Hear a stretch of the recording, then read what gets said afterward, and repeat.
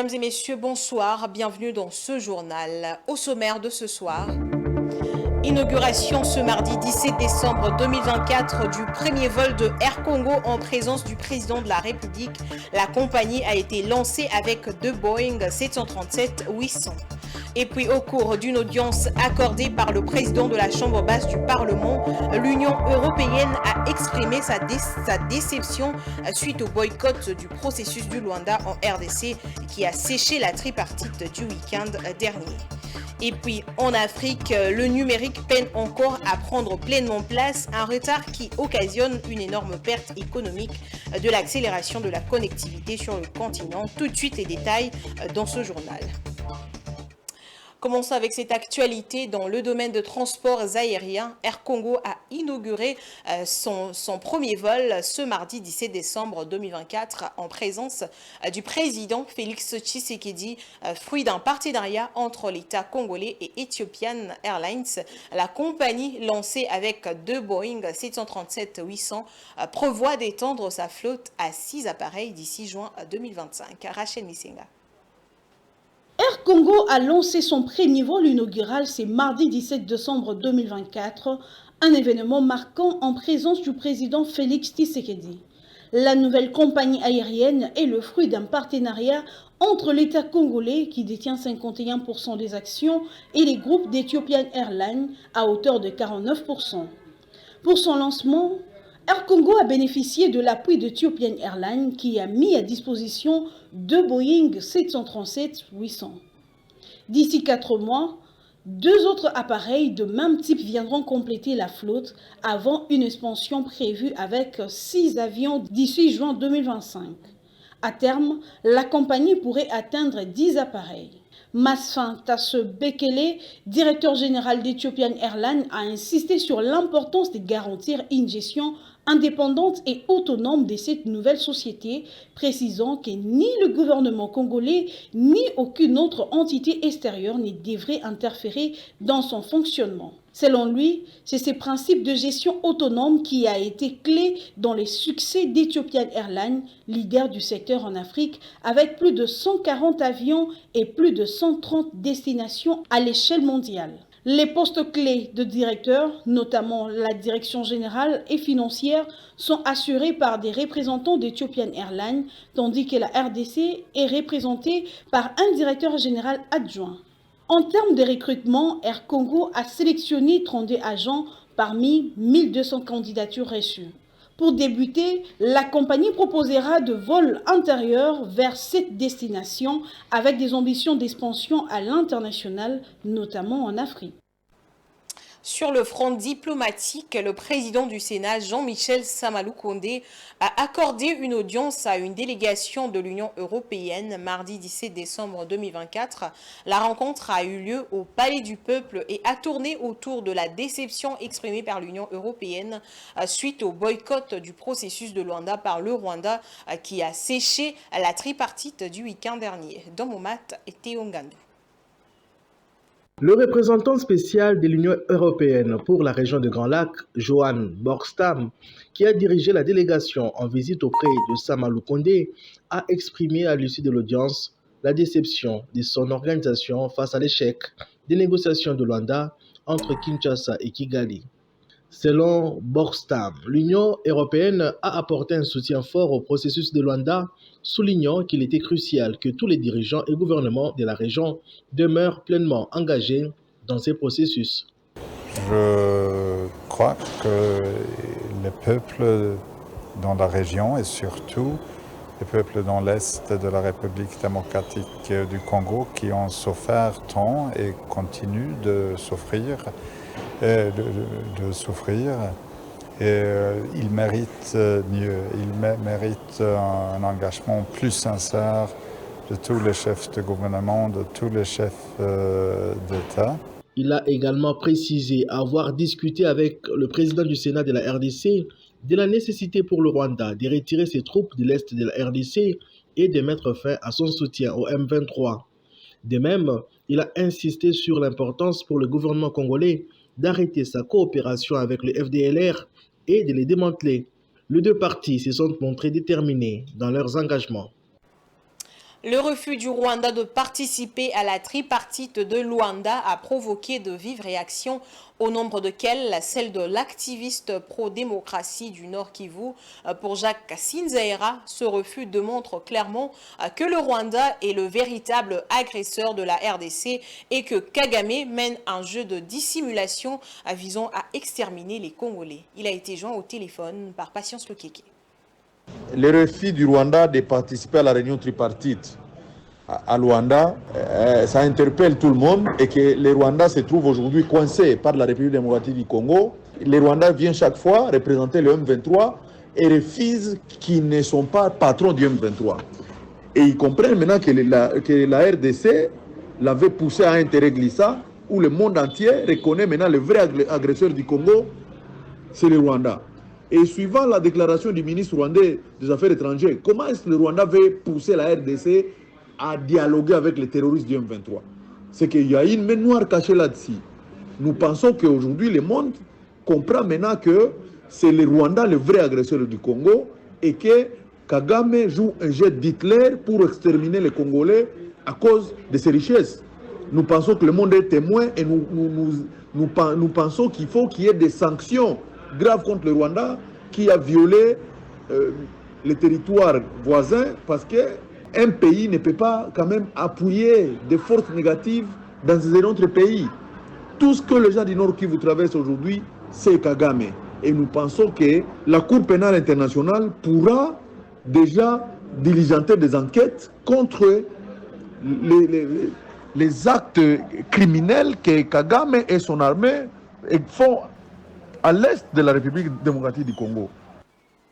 Une brève dans ce journal du 17 au 19 décembre, le ministère de l'Intérieur organise à Kisangani une table ronde pour rétablir la paix entre les communautés Mbolé et Lengolé sous l'initiative du chef de l'État. Le forum réunit des représentants des communautés, des chefs coutumiers, des acteurs de la société civile, des leaders religieux et des autorités locales. L'objectif est de discuter des causes du conflit et de trouver des solutions pour rétablir la confiance, la cohésion sociale et permettre le retour des déplacés. Nous y reviendrons avec force détail dans nos prochaines éditions. Et puis le président de la Cour constitutionnelle de la RDC, Dieudonné Kamoleta, a reçu à la veille de l'ouverture du colloque international de l'Association de hautes juridictions africaines son homologue béninois Victor Dassi Adossou ce mardi 17 décembre dans son bureau de travail à Kinshasa. Il a salué au nom de ses homologues déjà présents à Kinshasa l'accueil et l'hospitalité de la RDC ainsi que la pertinence du colloque qui réunira plus de 200 participants, principalement des juges de haute juridiction des pays francophones. Je vous propose de le suivre dans ce propos recueilli par Patience Lokeke.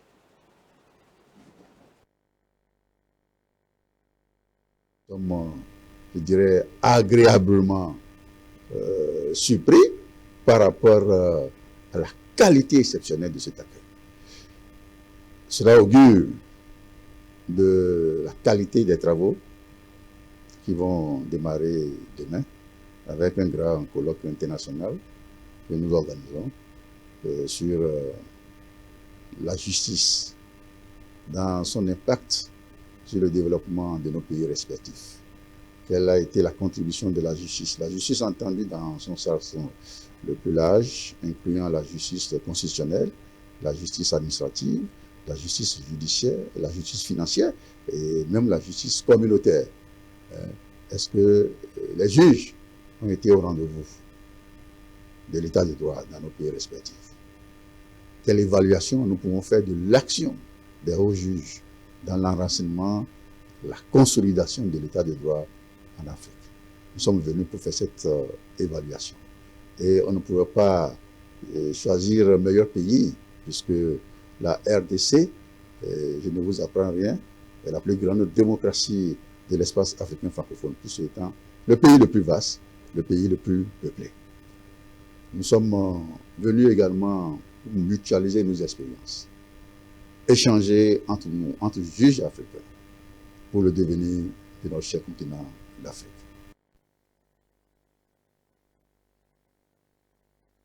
Une autre brève dans ce journal, changement de sujet, l'ambassadeur de France en RDC, Rémi Maréchaux, a accueilli à la résidence de France une soirée en l'honneur des entrepreneurs congolais participant au projet Le Succès des Répates, une initiative en partenariat avec RFI.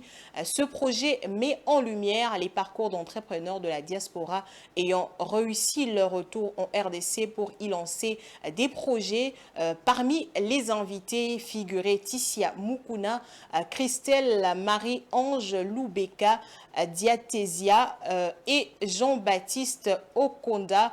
L'ambassadeur a salué leur audace et a sollicité l'importance de ce projet pour renforcer, a souligné l'importance de ce projet pour renforcer la coopération franco-congolaise et stimuler l'économie nationale.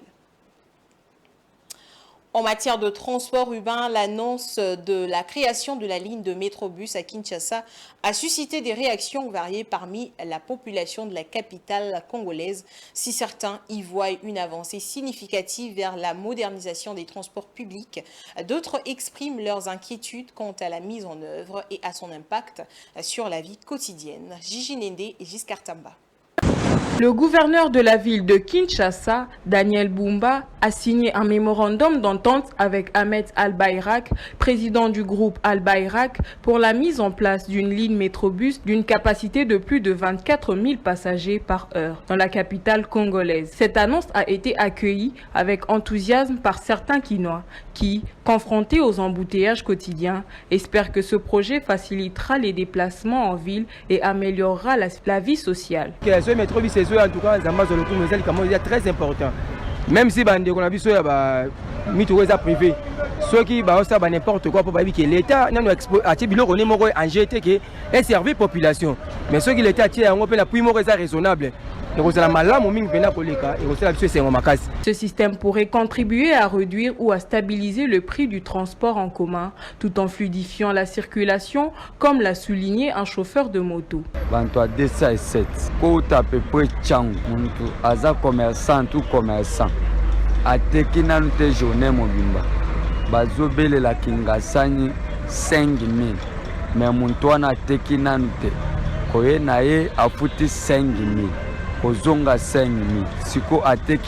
Cependant, toutes les voix ne sont pas enthousiastes. Certains habitants estiment qu'il serait plus judicieux de réparer d'abord les infrastructures existantes avant de se lancer dans les nouvelles innovations.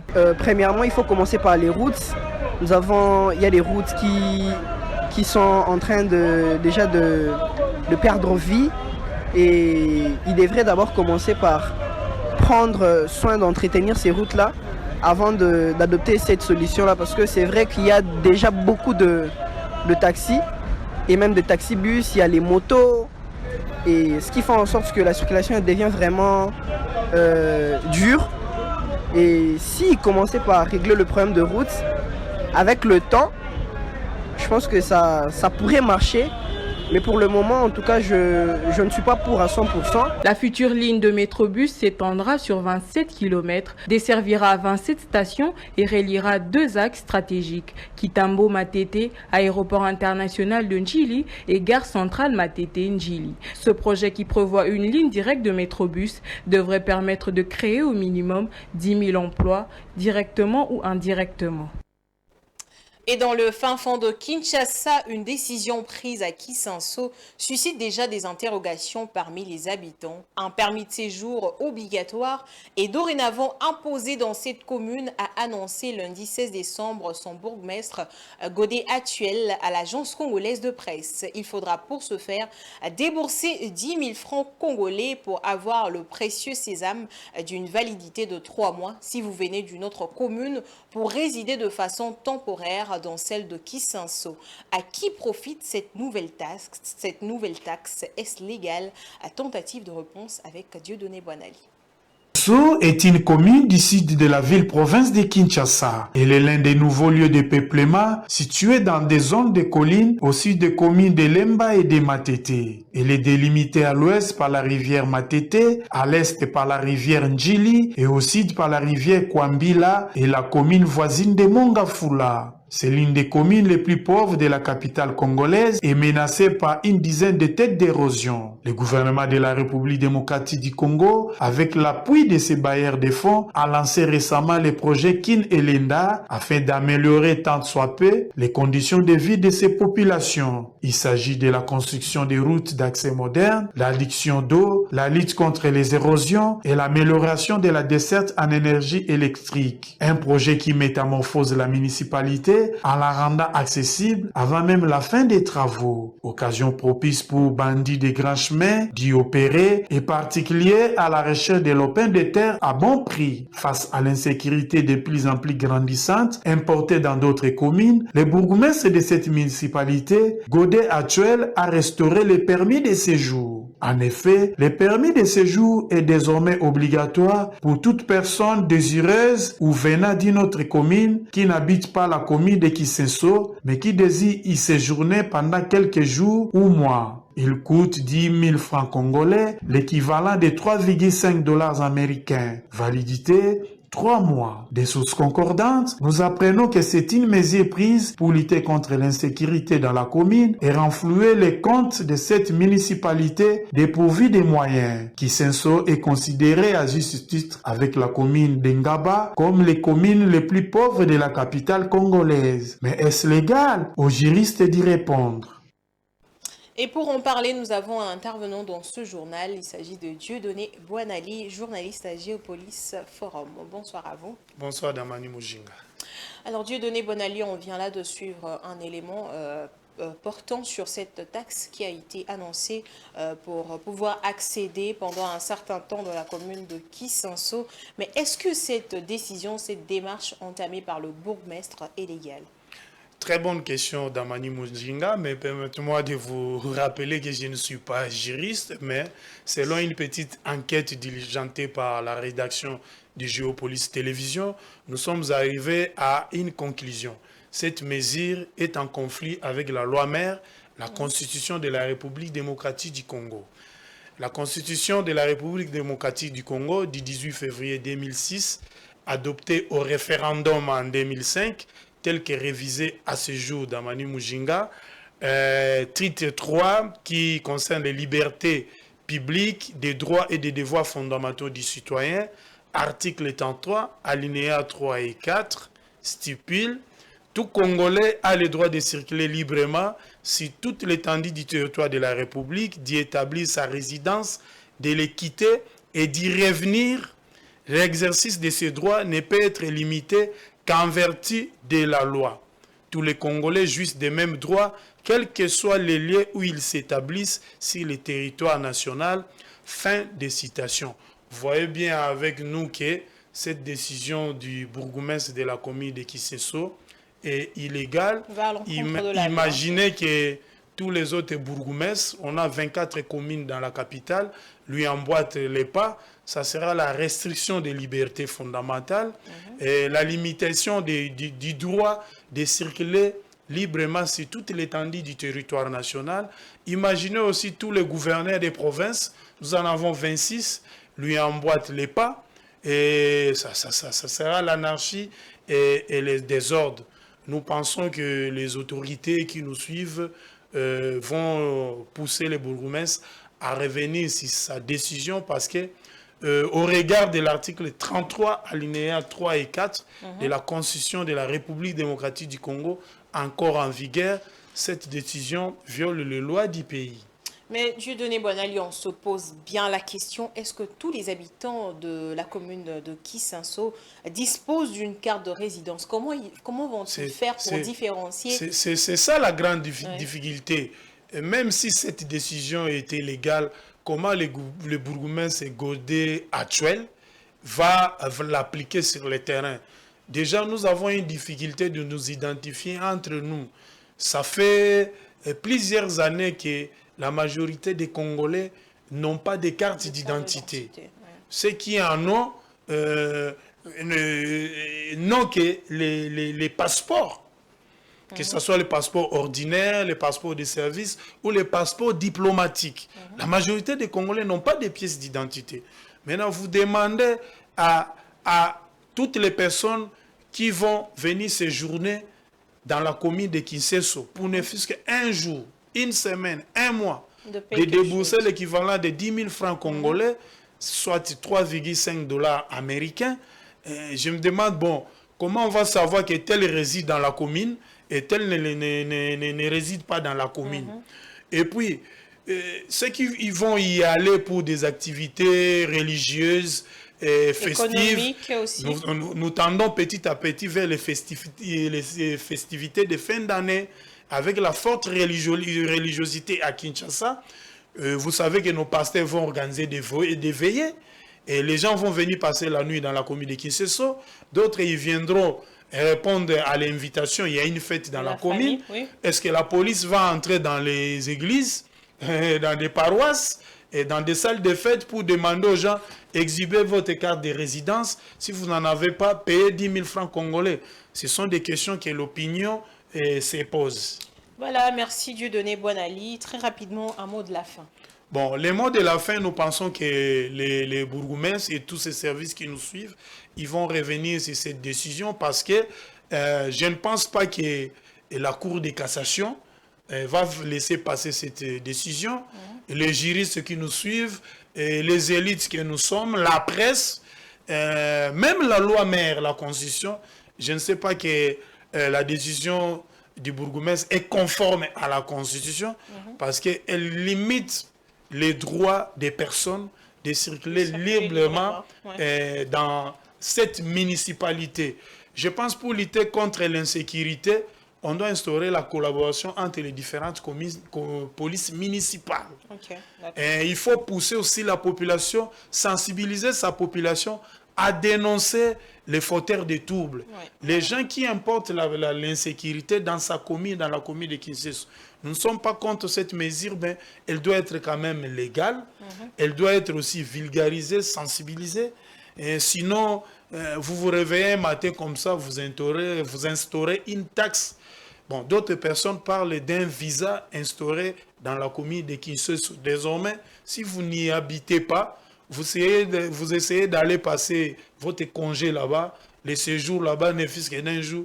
Il faut prévoir 10 000 francs, voilà. Ce que beaucoup de Congolais n'ont pas. Voilà, merci à vous Dieudonné Boinali. Et surtout que les bandits, très rapidement, les bandits peuvent payer ces 10 000 francs-là et venir séjourner dans la commune et continuer les sales besognes. Ce n'est pas 10 000 francs qui manquent à certains Koulouna pour ne pas entrer dans la municipalité. Voilà, merci. Voilà ce que nous avons fait comme enquête de la rédaction. Voilà, merci à vous Dieudonné Boinali. À présent, parlons éducation. Celle-ci revêt une grande importance en République démocratique du Congo. Cependant, de nombreux enfants rencontrent des difficultés pour accéder à une éducation de qualité en raison du manque d'infrastructures scolaires. Pour remédier à ces problèmes, Lems Kamwanya, président de la Fondation Humanité et promoteur de l'école du même nom, est revenu sur son engagement en faveur de l'éducation et du social. Je vous invite à l'écouter au micro de Blaise Kozola. Oui, c'est-à-dire notre engagement dans le secteur de l'éducation, c'est plus, nous voyons du social. Comme je l'ai dit, je l'ai dit souvent, l'éducation, on la considère comme le principal ascenseur social. Et pour nous, cet engagement, c'est ça notre contribution à l'humanité. Si vous voulez aider plusieurs personnes à devenir des personnes responsables dans leur vie, et ces personnes, pour qu'elles puissent aussi contribuer au développement de leur nation, ce qu'il faut faire, il faut les former, il faut les éduquer. Donc, en mettant en place cette école, donc vous contribuez à la formation, à la transformation d'un grand nombre de personnes en les alignant sur les chemins de leur propre bonheur, et aussi vous augmentez le nombre de ressources qui peuvent se vouer au développement de la société, au développement du pays. Si on a ce sens d'engagement, je me dis, souvent on considère notre pays comme un pays où rien de bon ne marche, où rien de bon ne peut sortir. Alors, lorsqu'on s'engage dans l'éducation, regardez aujourd'hui, la plupart des parents, vous allez entendre que non, leurs enfants étudient en Europe, leurs enfants... C'était d'abord les universités, on commence à voir que même à l'école primaire, secondaire, tout le monde est en train de fuir le pays pour chercher une bonne formation à l'extérieur. Mais nous, nous croyons dans ces pays on n'a que ça comme pays, nous nous disons, il est possible aussi d'organiser des écoles, de mettre en place des écoles bien organisées, bien équipées, et qui peuvent offrir une éducation de qualité qui peut rivaliser avec l'éducation qui est donnée sous d'autres cieux. Ce que nous comptons faire, déjà, la première école que nous avions démarrée, elle vient de fêter les 25 ans, et j'ai eu la demande de plusieurs parents qui sont satisfaits de notre éducation et qui nous ont demandé de passer au niveau supérieur. Peut-être, Dieu voulant, nous sommes en train d'étudier dans quelle mesure on peut aussi mettre une université technologique, une école. Parce qu'aujourd'hui, avec l'intelligence artificielle, évitons un peu ces sciences qui commencent par les mots et se terminent par les mots. Allons un peu vers les métiers. Parce que les autres font déjà dans d'autres filières. Allons maintenant vers les métiers du futur. Nous sommes en train de réfléchir. Peut-être on pourra démarrer l'année prochaine avec une ou deux options. Parce que notre principe, c'est d'y aller de manière organique, de manière progressive, parce qu'on n'a pas beaucoup de moyens. Et c'est pourquoi on a créé la fondation, pour avoir beaucoup de gens qui ont la même vocation, peut-être qu'ils n'ont pas le temps, qui peuvent venir nous aider, nous soutenir dans ces efforts pour aller un peu de l'avant.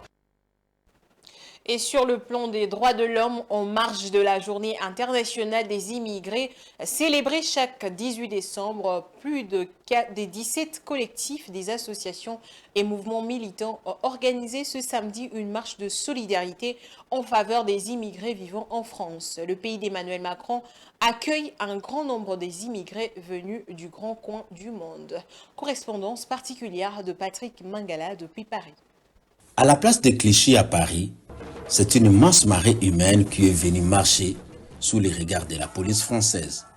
Ils ont répondu présent à l'appel de 17 collectifs de sans-papiers, de mineurs isolés, collectifs de Gambetta, de l'Association du droit au logement DAL et tant d'autres mouvements. Cette manifestation de solidarité s'inscrit en marge de la Journée internationale des migrants, célébrée partout en France. La défense et la protection des droits des travailleurs migrants justifient ce cortège de solidarité. Ces migrants sont venus exiger l'égalité des droits, la dématérialisation de demandes de titres de séjour via la NEF, la régularisation des sans-papiers. Tous jurent sur l'amélioration de leurs conditions de vie en France, pays où ils ont choisi de vivre. Donc il y a d'autres, les titres de séjour sont en train d'expirer. Ils sont en train de perdre leurs emplois à personnes qui travaillent dignement, mais qui n'arrivent pas à être régularisés. Parmi les problèmes auxquels font face les déplacés, la question du logement demeure un défi primordial. Certaines vivent dehors pendant ces temps d'hiver. Le système rejette systématiquement et c'est de plus en plus dur avec eux. On le voit avec les sans-papiers, on le voit avec les sans-abri. La situation est de plus en plus dure. Donc pour nous, oui, on est là, on est solidaires des sans-papiers. Voilà. Et donc on encourage, nous, les personnes qui ont réussi à obtenir un hébergement, à s'associer, à se mettre ensemble, à créer des collectifs là où ils sont hébergés. Les immigrés contribuent à l'économie du pays dans plusieurs secteurs. Les étrangers sont essentiels dans la vie économique du pays, mais on ne leur reconnaît pas les droits. Pas les immigrants ni les musulmans qu'il faut virer, c'est nos dirigeants. Les taux d'immigration nette actuel pour la France en 2024 est de 0,967 pour 1000 habitants, soit une augmentation de 0,42% par rapport à 2023. En sport, le tirage au sort de la CAN 2025 aura lieu le 27 janvier 2025 au Maroc, selon un communiqué publié par la Confédération africaine de football. Qualifiée pour la phase finale qui se déroulera du 21 décembre 2025 au 18 janvier 2026 au Maroc, la RD Congo devrait être logée dans le chapeau 2, sauf changement. Blaise Kouzola.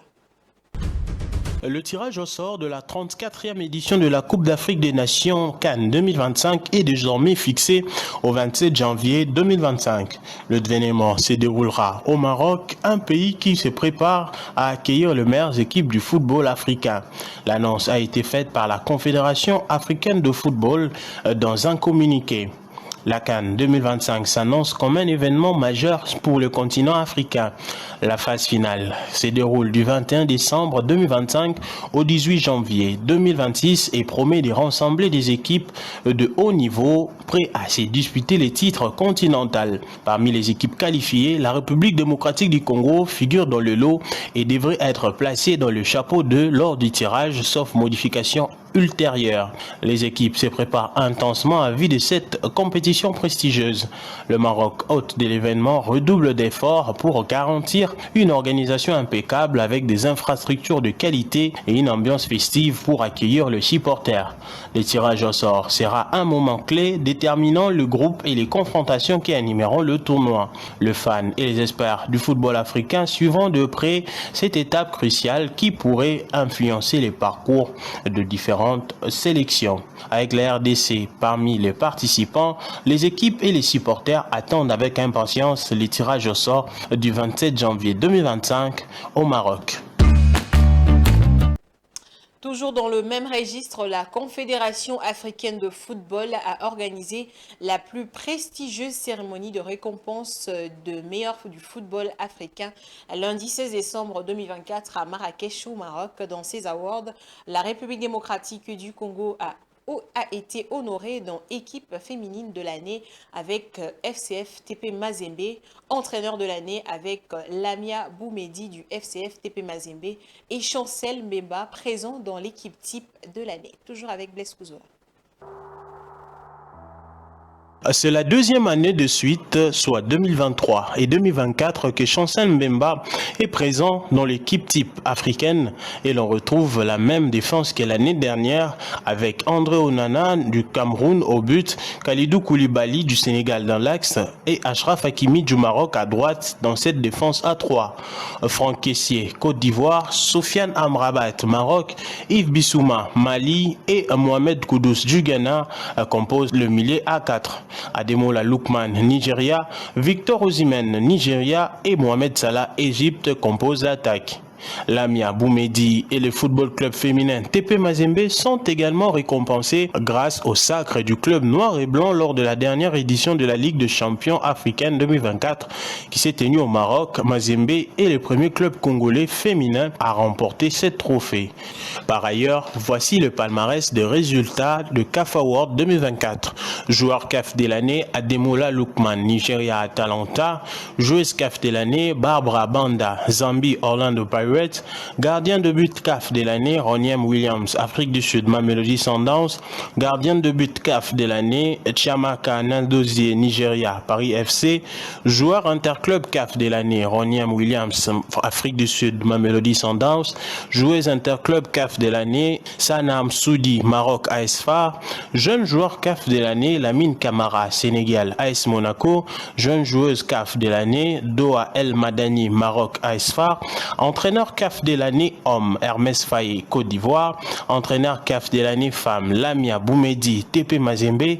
Équipe nationale CAF de l'année homme, Côte d'Ivoire. Équipe nationale CAF de l'année femme, Nigeria. Club de la CAF de l'année homme, Al Ali d'Égypte. Club de la CAF de l'année femme, TP Mazembe, République démocratique du Congo. Arbitre CAF de l'année homme, Moutaz Ibrahim de la Libye. Arbitre CAF de l'année femme, Bouchra Karboubi, Maroc. Arbitre assistant CAF de l'année homme, Elvis Guinoupoue Ngwengwe du Cameroun. Arbitre assistant CAF de l'année femme, Diana Chikotesha de la Zambie. Et le but de la CAF de l'année a été attribué à Cristovao Mabululu Pacienza de l'Angola. L'actualité, c'est aussi au-delà de nos frontières. Faisons place à la page internationale.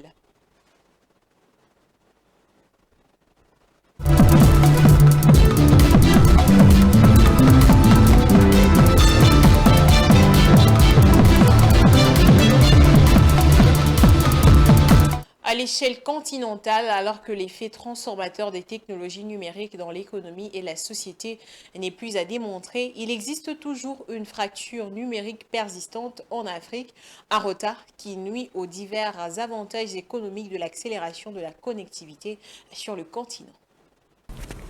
Selon les conclusions de la première édition de l'indice Afrique numérique de l'Association mondiale des opérateurs des téléphones, 41 pays africains expérimentent actuellement un faible développement numérique à cause d'un cadre politique et réglementaire défavorable.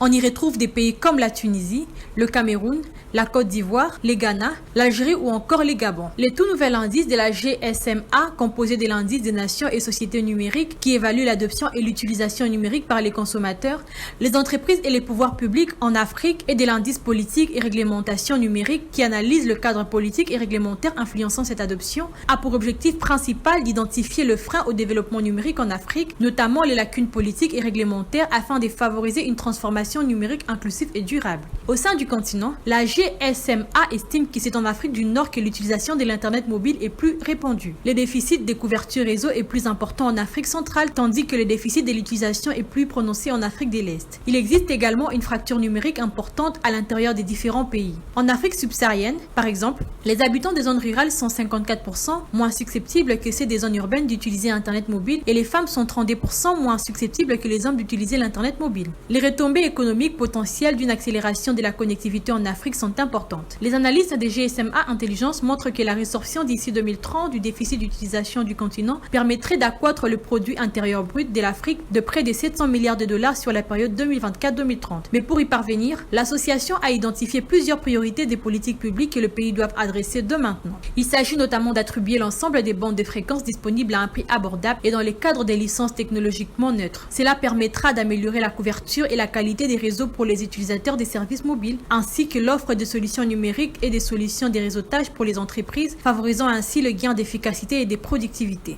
La GSMA recommande aussi la suppression des taxes sectorielles sur les services mobiles et le téléphone portable. Elle estime que cela permettra au secteur d'augmenter ses investissements dans les réseaux tout en rendant les nouvelles technologies plus abordables et accessibles pour les consommateurs. L'incertitude réglementaire doit aussi être réduite selon la GSMA à travers l'harmonisation des réglementations relatives au déploiement des réseaux, la promotion de la parité réglementaire entre les fournisseurs des services numériques et veiller à ce que les exigences de couverture et de qualité des services soient adaptées aux objectifs visés afin de trouver un juste équilibre entre les besoins des consommateurs et la promotion de la digitalisation. Cela encouragera la poursuite des investissements dans les technologies de l'avenir. Enfin, il faut réformer les fonds de services universels pour garantir une mise en place plus efficace, économique et transparente de la connectivité dans les zones reculées et mal desservies. L'objectif est de favoriser une adoption plus large des services numériques afin d'attirer des contenus numériques localement pertinents qui stimuleront nos économies numériques. Et la stratégie nationale des Seychelles pour la mise en œuvre de la ZLECAf inclut pleinement le secteur privé visant à maximiser les bénéfices économiques et à diversifier les sources de revenus. En 2023, la croissance économique du pays a ralenti à 3,3%, mais devrait atteindre 3,5% en 2024, selon la Banque mondiale, avec le secteur privé représentant 66,3% du PIB. La stratégie nationale des Seychelles pour la mise en œuvre de la zone de libre-échange continentale africaine inclut activement le secteur privé. Cette stratégie vise à renforcer la compétitivité des entreprises locales et à attirer des investissements étrangers. Le gouvernement a mis en place des mesures incitatives pour encourager la participation du secteur privé, notamment l'allègement fiscaux et des facilités administratives. En 2023, la croissance économique du pays a ralenti, passant de 8,9% en 2022 à 3,3% selon les estimations de la Banque mondiale. L'économie devrait croître de 3,5% en 2024, avec le secteur privé contribuant à environ 66,3% du PIB. En parallèle, des programmes de formation et des campagnes de sensibilisation des parties prenantes sont mis en place pour accompagner les entreprises dans cette transition. Le gouvernement espère ainsi créer un environnement plus compétitif et innovant tout en favorisant le développement durable. Une autre façon de vous informer, mesdames et messieurs, c'est avec la revue de presse.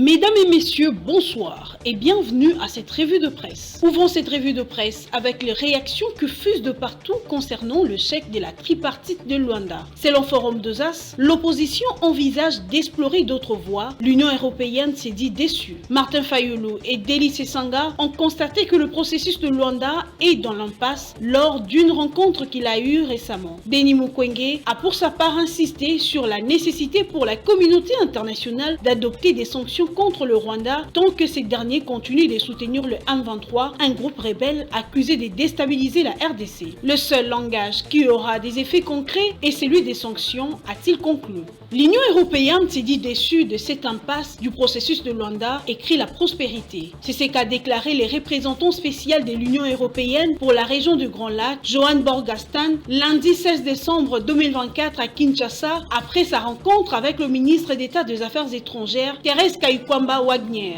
Borgastan a confirmé la position claire et ferme de l'Union européenne par rapport à la présence des troupes rwandaises sur le sol congolais, c'est-à-dire que ces troupes doivent se retirer du sol congolais. Les élections législatives à Yokoma, dans le nord Ubangi de Masimanimba, dans la province de Kwilu, au cœur de l'actualité. Selon la référence plus, sauf changement de dernière minute, la Commission électorale nationale indépendante s'apprête à rendre public mardi 17 décembre les résultats provisoires des scrutins législatifs tenus ce dimanche 15 décembre. À en croire Radio Okapi, la mission d'observation électorale Regard Citoyen note l'accès des observateurs dans les bureaux de vote. Parallèlement, selon leurs différents rapports, ils ont rapporté que les électeurs se sont vus refuser l'entrée dans 38,5% de cas du fait de l'absence de leur nom sur les listes électorales. Dans ces deux territoires, a fait savoir cette organisation citoyenne, 3,8% des bulletins de vote n'ont pas été systématiquement signés par le président et les secrétaires, alors que les noms des électeurs n'ont pas été vérifiés systématiquement sur les listes avant de leur émettre le bulletin des votes. Sur un tout autre sujet, Info 27 s'intéresse au colloque de l'enseignement supérieur et universitaire et titre « La première ministre Judith Souminois appelle les étudiants à jouer un rôle clé dans les développements agricoles et entrepreneurial ». L'écologue ESU 2024 a été lancé lundi 16 décembre à Kinshasa sous les thèmes « Repenser la RDC, les étudiants congolais, moteurs de développement agricole et d'entrepreneuriat ». Cette rencontre organisée par les ministères de l'enseignement supérieur et universitaire vise à mobiliser la jeunesse congolaise pour un rôle clé dans les développements économiques, en particulier dans les secteurs agricoles et entrepreneurial.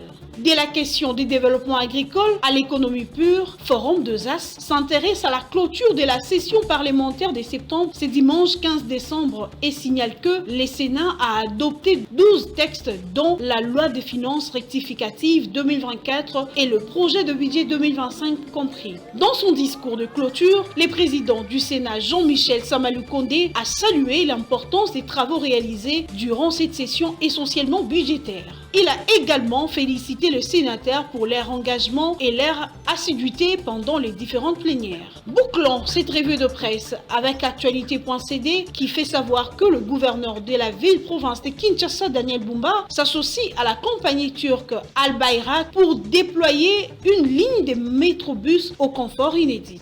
A écrit « Avec une flotte de 260 bus modernes et luxueux, ces projets ambitieux ambitionnent de révolutionner le déplacement dans cette métropole dynamique. Ces véhicules parcourront des itinéraires stratégiques, notamment du rond-point magasin à l'aéroport international d'Ndjili, en passant par Matete, ainsi que de la gare centrale jusqu'à Ndjili. » Fin de cette revue de presse, bonsoir chez vous.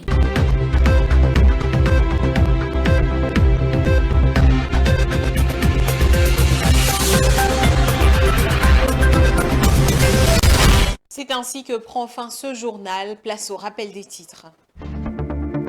Inauguration ce mardi 17 décembre 2024 du premier vol de Air Congo en présence du président de la République. La compagnie a été lancée avec 2 Boeing 737-800. Et puis au cours d'une audience accordée par le président de la Chambre basse du Parlement, l'Union européenne a exprimé sa déception suite au boycott du processus du Luanda par le Rwanda qui a séché la tripartite du week-end dernier. Et en Afrique, le numérique peine encore à prendre pleinement place, un retard qui occasionne une énorme perte économique de l'accélération de la connectivité sur le continent. Voilà, c'était tout pour ce soir, mesdames et messieurs. Merci de votre aimable attention. On se retrouve à la prochaine. Au revoir.